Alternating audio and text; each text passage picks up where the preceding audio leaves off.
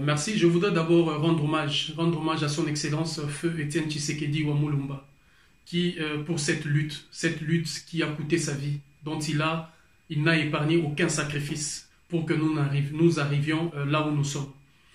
Sur ce, je pense que je ne peux que saluer cette victoire éclatante de Félix Tshisekedi à la tête de la République démocratique du Congo.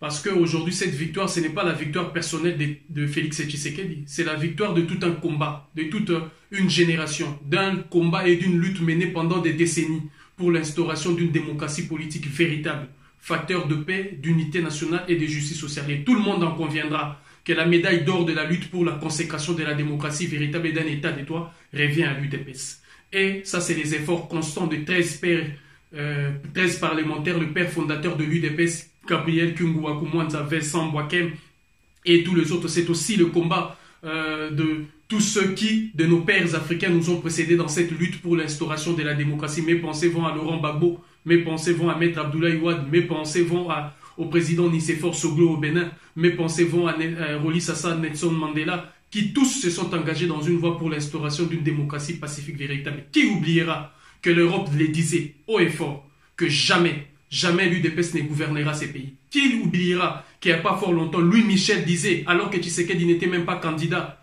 que Étienne Tshisekedi était, de son vivant, Étienne Tshisekedi était une chance ratée pour le Congo. L'Occident a tout fait pour empêcher l'émergence d'une démocratie au Congo, disons en un mot, d'une voie de la bonne gouvernance, parce qu'on ne peut plus supporter cette misère ô combien indescriptible dans laquelle croupit le peuple africain. Regardez toute une jeunesse aujourd'hui, ces politiques, ces différentes ingérences intempestives des nations occidentales ont provoqué une hémorragie sans précédent qui aujourd'hui refoule, ou si vous voulez, fait couler toutes les énergies et toute la jeunesse africaine vers les eaux de la Méditerranée, vers notamment l'hécatombe de Lampedusa. Et aujourd'hui, je pense que cette victoire, c'est une façon de dire aux Occidentaux, plus jamais un État africain, je dis bien plus jamais un État africain ne doit subir les dictats et la domination des nations occidentales. Et plus jamais une démocratie occidentale ne peut se permettre d'aller assassiner la démocratie. Ils ont assassiné Patrice Lumumba en assassinant la démocratie au Congo. Et aujourd'hui, la Belgique, nous vous surveillons. La France, les États-Unis, quoi qu'il en soit, nous vous surveillons.